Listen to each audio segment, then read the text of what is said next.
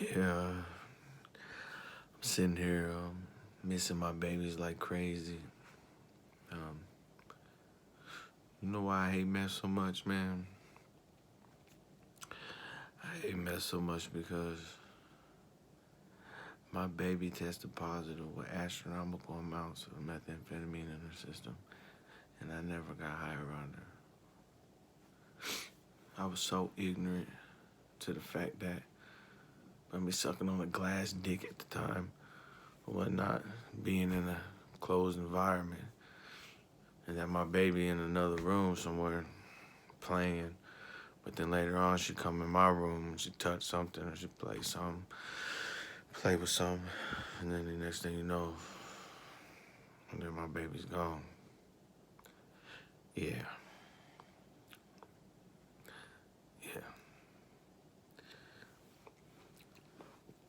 It went like one of those things where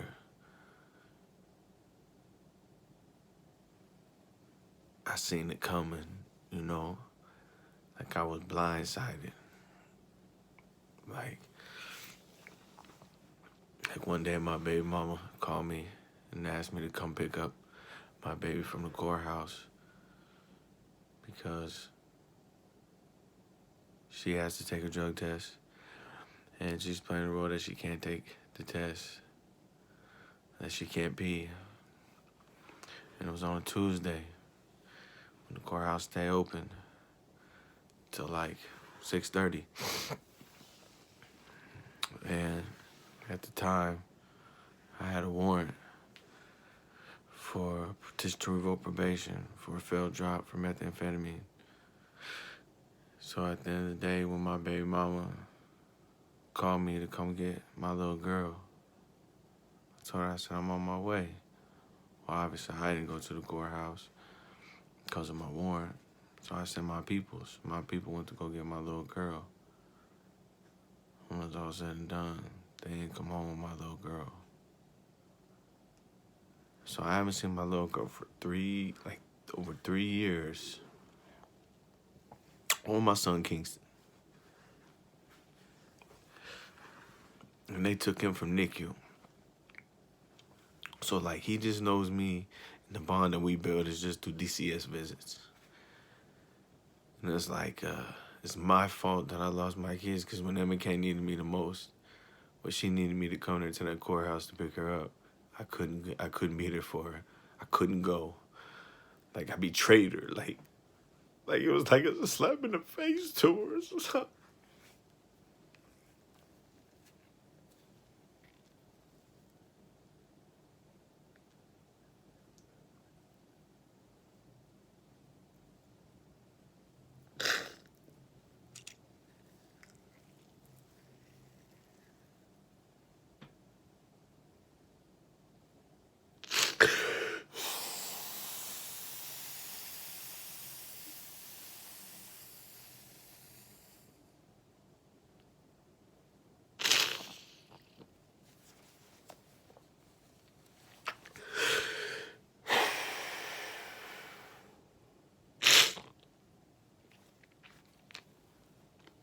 I don't care about crime.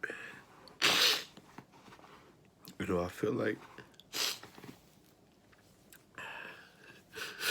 you know, the guilt that I lived with for so long was like, you know, like